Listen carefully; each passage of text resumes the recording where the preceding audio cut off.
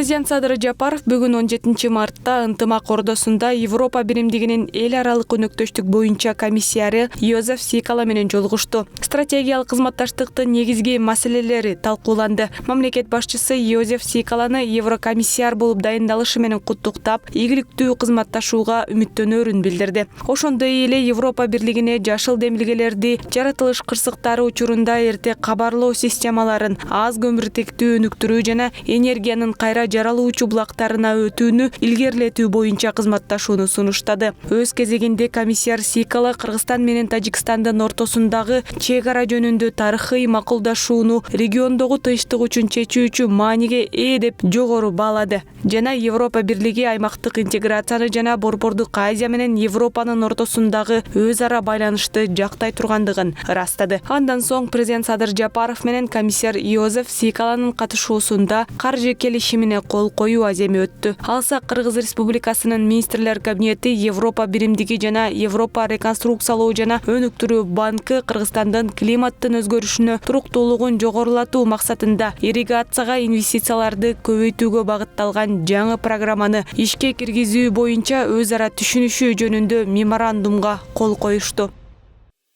Бүгүн Ош шаарынын Борбордук аянтында Ош шаарынын коммуналдык кызматтарына 8 жаңы атайын техника жана Ош шаардык ички иштер башкармалыгынын кайгуул кызматына 4 жаңы жеңил унаа тапшырылды. Техникаларды Ош шаарынын мэри Жеңишбек Докторбаев тапшырып, демөөрчүлөр тарабынан алынып берилген заманбап техникалар менен жеңил унаалар үчүн ыраазычылыгын билдирди. Белгилей кетсек, 4 жеңил унаа Газпром Кыргызстандын башкы директору Болот Абдилдаевдин атынан Ош газ ишканасынын жетекчиси Рашид Тагаев, 8 дана атайын техника Дөөлөт курулуш ЖЧКсынын Базис М Сода маркасынын башкы директору Максат Чунуев тарабынан берилди. Аталган техникалар жеринде Ош шаарынын коммуналдык кызматтарына бөлүштүрүлдү. Эске салсак, 2 айдын ичинде Ош шаарына демөөрчүлөр тарабынан жалпы 50ге жакын атайын техника берилип, Ош шаарынын мэриясынын балансына өткөрүлүп берилди.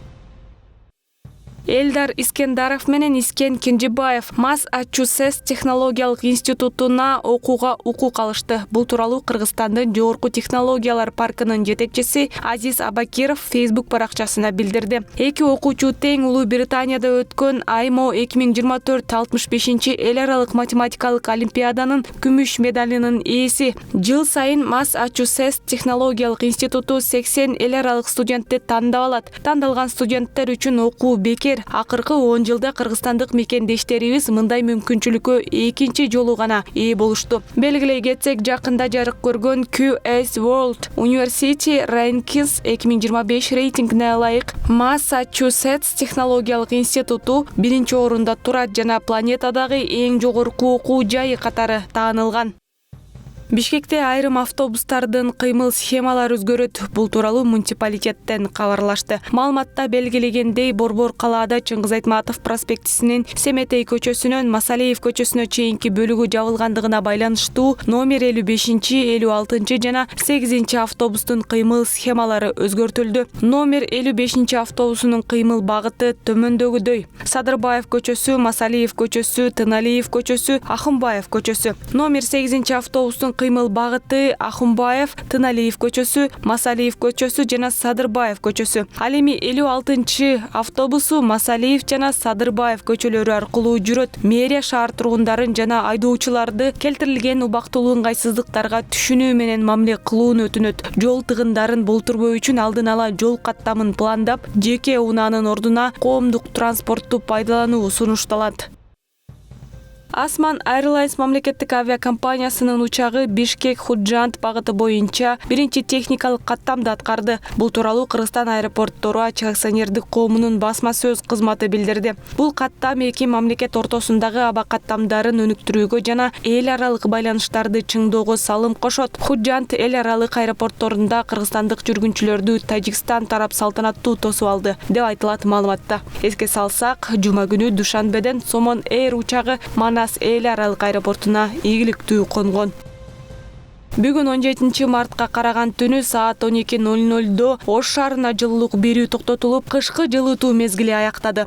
Муниципалитеттен билдиришкендей, жылуулук берүүнү токтотуу боюнча тиешелүү буйрукка Ош шаарынын мэри Жеңишбек Токторбаев кол койду. Жылуулук менен камсыз кылуучу мекемелерге кийинки жылуулук берүү мезгилине карата даярдык көрүү тапшырмасы берилди.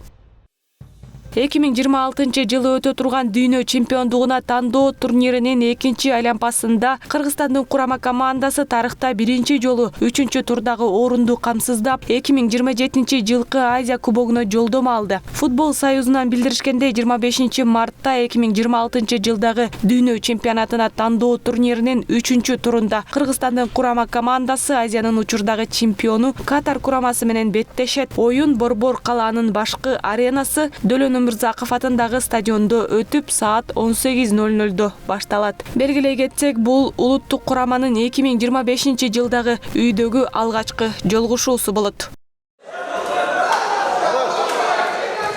Ош шаарында бокс боюнча 4 күнөн бери өтүп жаткан ачык чемпионаттын финалдык беттеши жыйынтыкталды. Спорттук иш-чара Ош мамлекеттик университетинин студенттери арасында болгону менен башка окуу жайлардын мушкерлери да катышууга мүмкүнчүлүк болду. Бизде 98 катышуучу катышып атат. 13 салмак категориясында мелдеш өткөрдүк. Бул мелдеш биз университеттин ичинде эле эмес, ушу өзү аталышы айтылгандай ачык чемпионат. Биз Ош шаарында жайгашкан жогорку окуу жайлардын баарына ошо эшигибизди ачтык. Алардын да студенттери келип катышты.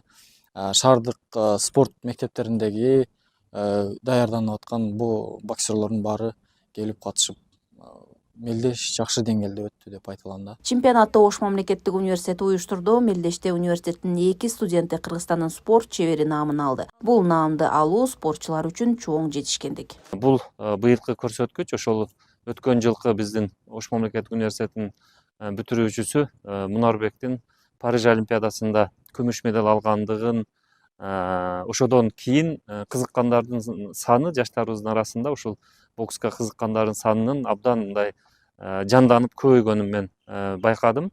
Жалпысынан бул иш-чараны, бул спорттук мелдешти уюштурганга ошол Ош мамлекеттик университети демөөрчүлүк кылды. Беттешке курама команданын мүчөлөрү даярдык деңгээлине карап тандалып алынган. Жалпы Ош мамлекеттик университетинин 40тан ашуун боксчу студенттери катышты. Жеңүүчүлөргө диплом жана акчалай сыйлыктар тапшырылды. Уюштуруучуларга чоң рахмат, Турдал агайга, биздин жетекчибиз Абдалим Исмановго, ректорубузга башына чоң ыраазычылыктарды билдирип кетебиз. Жана жеке тренерим Тагаев Сайырге чоң ыраазычылыгымды айта кетем. Биздин Ош мамлекеттик университетинин биринчилиги деп коеюн. Биринчилиги өтө жогорку деңгээлде өттү десем болот. Себеби биз обычно баягы эл аралык турнирлерди өткөзөбүз, анан бу жерде шаардын биринчилигин, областтын биринчилигин өткөзөбүз. Ошол деңгээлге барабар болду да. Буюрса мамлекеттин желегин желбиреткен мушкерлер чыгат деп ишенип турам. Мелдеш алдыда Кыргызстандын жогорку окуу жайларынын арасында өтүүчү чемпионатка студенттерден мыктысын тандап алуу максатында уюштурулду. Гүлжан Ажматова, Алишер Мусажалил уулу, Ош шаары.